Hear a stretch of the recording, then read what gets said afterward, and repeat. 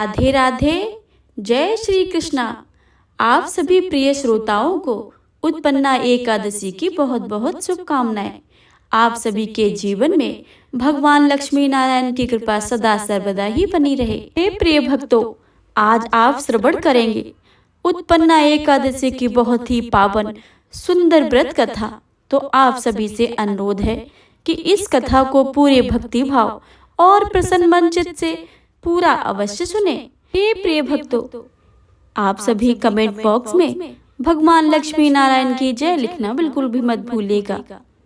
जैसा कि आपको नाम से ही पता लग रहा है कि उत्पन्ना एकादशी उत्पन्न हुई थी मार्गशीर्ष महीने की कृष्ण पक्ष की एकादशी तिथि को। इसलिए इस एकादशी को उत्पन्ना एकादशी के नाम से जाना जाता है। हे प्रिय भक्तों, अब आप सभी श्रवण करेंगे उत्पन्ना एकादशी तथा एकादशी माता की कथा और बाद में सुनेंगे आप एकादशी माता की आरती। तो आप सभी प्रसन्न मन और पूरे भक्ति भाव से इन कथाओं को पूरा अवश्य सुने। और अगर वीडियो अच्छी लगे तो वीडियो को लाइक करें, ज्यादा से ज्यादा शेयर करें। प्रथम गौरी पुत्र गणेश को याद करके सुनते हैं उत्पन्ना एकादशी की बहुत ही पावन कथा। तो प्रेम से बोलिए गौरी पुत्र गणेश भगवान की जय, भगवान लक्ष्मी नारायण की जय, विष्णु भगवान की जय, भोलेनाथ माता पार्वती की जय। धर्मराज युधिष्ठिर कहने लगे, हे भगवान, मैंने कार्तिक शुक्ल एकादशी अर्थात प्रबोधिनी एकादशी का सब विस्तार वर्णन सुना है। अब आप कृपा करके मुझे मार्गशीर्ष माह के कृष्ण पक्ष की एकादशी के विषय में बतलाइए। इस एकादशी का नाम क्या है तथा इस व्रत के विधान क्या है, इसकी विधि क्या है, इसका व्रत करने से किस फल की प्राप्ति होती है। कृपया यह सब विधान पूर्वक मुझसे कहिए। भगवान श्री कृष्ण बोले, मार्गशीर्ष माह के कृष्ण पक्ष में आने वाली इस एकादशी को उत्पन्ना एकादशी कहा जाता है। यह व्रत शंखोधार तीर्थ से स्नान करने के भगवान के दर्शन करने से जो फल प्राप्त होता है उसके बराबर पुण्य मिलता है। व्रत करने वाले भक्त को चोर, पाखंडी, परगामी स्त्री, निंदक, मिथ्याभाषी तथा किसी भी प्रकार के पापी से बात नहीं करनी चाहिए। इसका महत्व मैं तुमसे कहता हूँ, तुम ध्यान पूर्वक होकर सुनो। युधिष्ठिर कहने लगे, हे भगवान, आपने हजारों यज्ञ और लाख गौदान को भी एकादशी व्रत के बराबर नहीं बताया है। सो यह तिथि सब तिथियों में उत्तम कैसे हुई है, बताइए। भगवान कहने लगे कि हे दुष्टर, सतयुग में मुर नाम का दैत्य उत्पन्न हुआ। वह बड़ा बलवान और भयानक था। उस प्रचंड दैत्य ने इंद्र, आदित्य, वसु, वायु, अग्नि आदि सभी देवताओं को पराजित करके भगा दिया।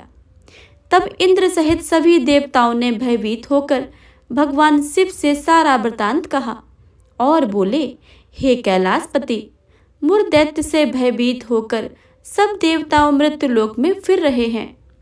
तब भगवान शिव ने कहा, हे देवताओं, तीनों लोकों के स्वामी, भक्तों के दुख को नाश करने वाले भगवान विष्णु की शरण में जाओ। वे ही तुम्हारे दुखों को दूर कर सकते हैं। शिव जी के ऐसे वचनों को सुनकर सभी देवता क्षीर सागर में पहुंचे। महाभगवान को शयन करते देखकर हाथ जोड़कर उनकी स्तुति करने लगे कि हे देवताओं द्वारा स्तुति करने योग्य प्रभु, आपको बारंबार नमस्कार है। देवताओं की रक्षा करने वाले मधुसूदन, आपको नमस्कार है। आप हमारी रक्षा करें। दैत्यों से भयभीत होकर हम सब आपकी शरण में आए हैं। आप इस संसार के कर्ता, माता पिता, उत्पत्ति और पालन करता तथा संहार करने वाले हैं। सबको शांति प्रदान करने वाले हैं। आकाश और पाताल में भी आप ही हैं। सबके पितामह ब्रह्म, सूर्य, चंद्र, अग्नि, सामग्री, होम, आहुति, मंत्र, तंत्र, जप, यजमान, यज्ञ, कर्म, कर्ता, भोक्ता भी आप ही हैं। आप सर्वव्यापक हैं। आपके सिवा तीनों लोकों में चर और अचर कुछ भी नहीं है। हे भगवान, दैत्यों ने हमको जीतकर स्वर्ग से भ्रष्ट कर दिया है और हम सब देवताओं इधर उधर भागे भागे फिर रहे हैं। आप इन दैत्यों से हम सब की रक्षा करें। इंद्र के ऐसे वचनों को सुनकर भगवान विष्णु कहने लगे कि हे इंद्र, ऐसा मायावी दैत्य कौन है जिनके सब देवताओं को जीत लिया है? उसका नाम क्या है? उससे में कितना बल है और किसके आश्रय में है तथा उसका स्थान कहाँ है? यह सब मुझसे कहो। भगवान के ऐसे कुवचनों को सुनकर इंद्र बोले, भगवन, प्राचीन समय में एक नांडी जंगह नामक राक्षस था। उसके महापराक्रमी और लोक विख्यात मुर नाम का एक पुत्र पैदा हुआ। उसकी चंद्रवती नाम की नगरी थी। उसी ने सब देवताओं को स्वर्ग से निकालकर वहां अपना अधिकार जमा लिया है। उसने इंद्र, अग्नि, वरुण, यम, वायु, ईश, चंद्रमा, नैतिक आदि सभी के स्थानों पर अधिकार जमा लिया है। सूर्य बनकर स्वयं ही प्रकाश करता है, स्वयं ही मेघ बन बैठा है और सबसे अजेय है। हे असुर निकंदन, उस दुष्ट को मारकर देवताओं को अजय बनाइए। यह वचन सुनकर भगवान ने कहा कि हे देवताओं, मैं शीघ्र ही उसका संहार करूंगा। तुम चंद्रावती नगरी जाओ। इस प्रकार कहकर भगवान सहित सभी देवताओं ने चंद्रावती नगरी की ओर प्रस्थान कर दिया। उस समय जब मुरदैत्य सेना सहित युद्ध भूमि में गरज रहा था, उसकी भयानक गर्जना सुनकर सभी देवता भय के मारे चारों दिशाओं में भागने लगे। जब वह स्वयं भगवान रणभूमि में आए तो दैत्य उन पर भी अस्त्र शस्त्र आयुध लेकर दौड़े। भगवान ने उसे सर्प के समान अपने बाणों में बींध लिया। बहुत से दैत्य मारे गए, केवल मुर बचा था। वह अविचल भाव से भगवान के साथ युद्ध करता रहा। भगवान जो जो तीक्ष्ण बाण चलाते उसके लिए पुष्प सिद्ध होता। उसका शरीर छिन्न भिन्न हो गया, किंतु वह लगातार युद्ध करता रहा। दोनों के बीच मल्ल युद्ध भी हुआ। 10,000 वर्ष तक उनका युद्ध चलता रहा, किंतु मुर नहीं हारा। थककर भगवान बद्रिकाश्रम चले गए। वहां हेमवती नामक सुंदर गुफा थी, जिसमें विश्राम करने के लिए भगवान उसके अंदर प्रवेश कर गए। यह गुफा 12 योजन लंबी थी और उसकी एक ही द्वार थी। भगवान विष्णु स्वयं वहां योग निद्रा की योग में सो गए। मुर भी पीछे पीछे आ गया और भगवान को सोया देखकर मारने को उद्यत हुआ। तभी भगवान के शरीर से उज्जवल कांतिमय रूप वाली देवी प्रकट हुई। देवी ने राक्षस मुर को ललकारा और युद्ध किया और उसे तत्काल मौत के घाट उतार दिया। श्री हरि जब योग निद्रा की गोद से उठे तो यह सब बातों को जानकर उस देवी से कहा कि आपका जन्म एकादशी के दिन हुआ है, अतः आप उत्पन्ना एकादशी के नाम से पूजित होंगे। आपके भक्त वही होंगे जो मेरे भक्त होंगे। तो इस प्रकार एकादशी का जन्म हुआ था, जिसे उत्पन्ना एकादशी के नाम से जाना जाता है। तो प्रेम से बोलिए श्री हरि भगवान विष्णु की जय। हे प्रिय श्रोताओं, अब आप सभी सुनेंगे एकादशी माता की बहुत ही पावन और सुंदर व्रत कथा। आप सभी पूरे भक्ति भाव से इसको भी अवश्य ही सुनिएगा। एक समय की बात है, किसी नगर का एक राजा था। उसके 2 बेटियां थीं। छोटी बेटी एकादशी का व्रत किया करती थी, परंतु बड़ी बेटी कोई भी व्रत नहीं करती थी। सभी छोटी से बहुत ही प्रेम करते थे, जिसकी वजह से बड़ी बहन उससे ईर्ष्या करती थी। उसने लड्डू में जहर मिलाकर छोटी बेटी को खाने को दिया, परंतु ग्यारस माता की कृपा से उसको कुछ भी नहीं हुआ। यह देखकर बड़ी बहन ने उसे पानी भरने के बहाने कुएं में धकेल दिया। ग्यारस माता ने उसे बीच में ही पकड़कर बाहर निकाल दिया। इस बार भी छोटी बहन को जीवित देखकर उसने एक घड़े में सांप रखकर उसके कमरे में रख दिया। सांप भी उसकी ग्यारस माता की भक्ति देखकर वहां से बिना उसे नुकसान पहुंचाए चला गया। एक दिन पड़ोसी नगर का राजकुमार बड़ी बहन को देखने के लिए आया। जब उसने दोनों बहनों को देखा तो उसे राजा की छोटी राजकुमारी पसंद आ गई। इसके कारण बड़ी बहन उससे अधिक ईर्ष्या करने लगी। विचार किया कि मैंने मारने के लिए क्या कुछ नहीं किया है, परंतु यह हर बार बच गई है। इस बार कुछ और करना चाहिए। यह सोचकर वह छोटी बहन के पास गई और बोली, बहन, तुम जानती हो हमारी मृत्यु किसी न किसी जगह किसी के द्वारा लिखी होती है। छोटी बहन ने कहा कि यह सच है। बड़ी बहन फिर बोली, तुम्हें तो पता ही होगा कि तुम्हारी मृत्यु किसके द्वारा और कैसे होगी, क्योंकि तुम तो 11 माता की भक्त हो। छोटी बहन भोली थी। उसने बड़ी बहन से कहा, बहन, मेरा जीवन महल में ही जो तोता है उस तोते के गले में बंधे हार में है। जब कोई तोते को मारकर उस हार को पहन लेगा तो मैं मूर्छित हो जाऊंगी, और जब उतार कर टांग देगा तो मैं जीवित हो जाऊंगी। बड़ी बहन यह सुन तोते को ढूंढने लगी। छोटी बहन अपने पिता के पास गई और बोली, पिताजी, यदि किसी कारणवश मुझे कुछ हो जाए तो मुझे जलाना नहीं, बल्कि हमारे महल के पास में ही एक महल जो पुराना है वहां सुला देना। यदि कोई पूछे तो बता देना कि मैं मूर्छित हो गई हूँ। ठीक होने से समय लगेगा। राजा ने कहा, बेटी, ऐसी अशुभ बातें मत करो। कल तो तुम्हारी बारात आने वाली है। अगले दिन बारात आई। फेरे शुरू हुए। 3 फेरे पूरे हुए। चौथे फेरे में बड़ी बहन ने उस तोते को ढूंढ लिया था और उसे मारकर हार अपने गले में पहन लिया।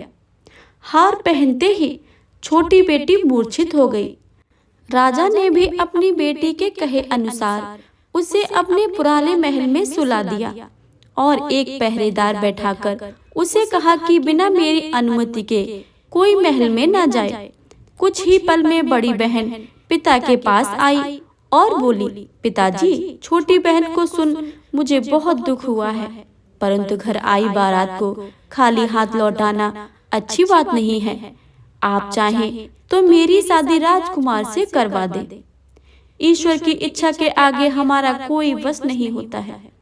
राजा को बड़ी बेटी की बात उचित लगी और बड़ी बेटी को छोटी के वस्त्र पहनाकर फेरों में बिठा दिया।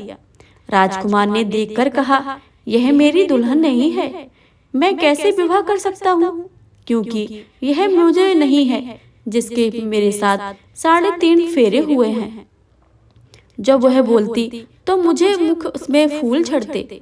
सभी के समझाने पर राजकुमार ने विवाह के लिए हाँ कर दिया और बड़ी बेटी का विवाह राजकुमार के साथ हो गया।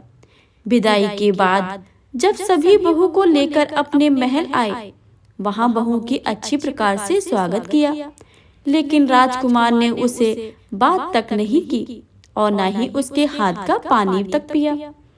उसके हाथ से बना भोजन भी नहीं खाया।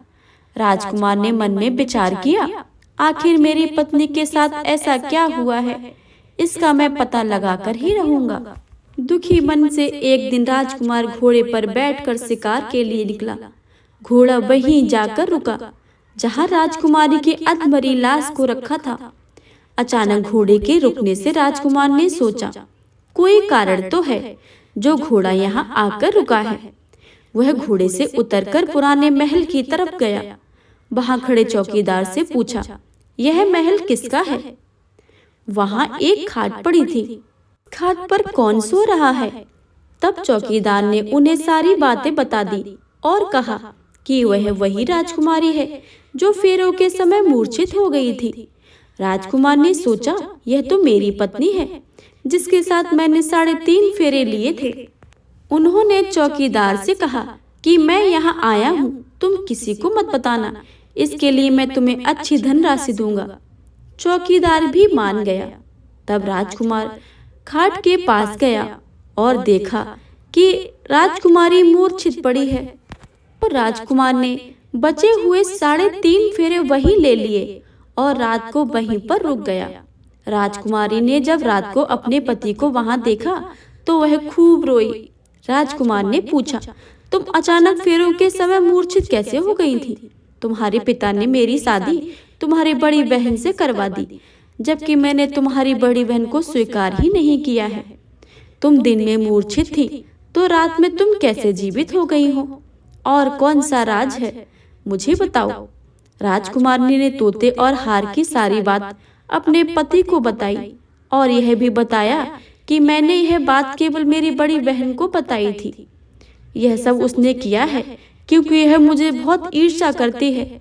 उसने मुझे कई बार मारने को भी चाहा, परंतु एकादशी माता की कृपा से मैं हमेशा ही सुरक्षित रही हूँ। मेरी बहन दिन में हार पहनकर रखती है, तब मैं मूर्छित रहती हूँ। रात को हार उतारकर सोती है तो मैं जीवित हो जाती हूँ। यदि वह हार मुझे वापस मिल जाए तो मैं हमेशा के लिए जीवित हो जाऊंगी। ऐसा भी होती है, बड़ी बहन भी ऐसी होती है।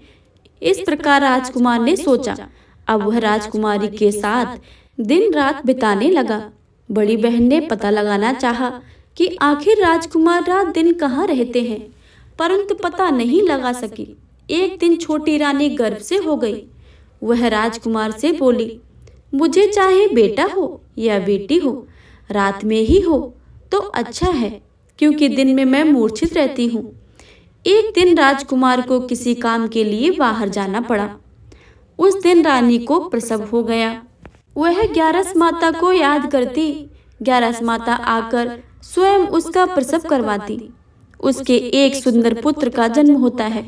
तभी वहां राजकुमार वापस आ जाता है। वह भी ग्यारस माता के दर्शन कर लेते हैं। ग्यारस माता कहती हैं कि यह मेरी परम भक्त है।